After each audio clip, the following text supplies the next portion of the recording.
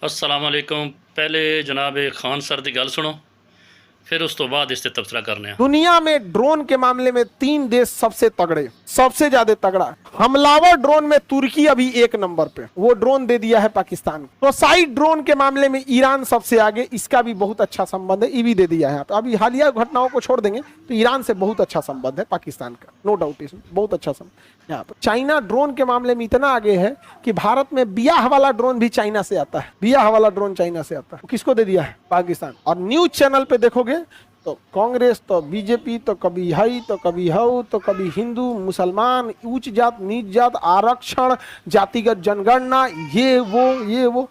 भारत लोकतंत्र की ओर नहीं बढ़ रहा है, भारत भीड़ तंत्र की ओर बढ़ रहा है कि भीड़ का जो डिमांड है उसे पूरा करो। तो लोकतंत्र में होता है कि जनता पढ़े लिखे लोगों को चुन ले और देश का जो डिमांड है उसे पूरा करो। आप इस भीड़ में अगर सच बोलिएगा तो कट जाइएगा। ये सन जी खान सर साहब, इन्हें इंडिया की अंदरूनी सूरत हाल दसी भी इंडिया क्यों नहीं अगे जा रहा। उत्थे जात पात, मुसलमान गैर मुसलम, हिंदू और मुसलमान ये ज़्यादा चल रहा है। तो बड़ा अंतरा कट के दसिया जी, वेरी गुड।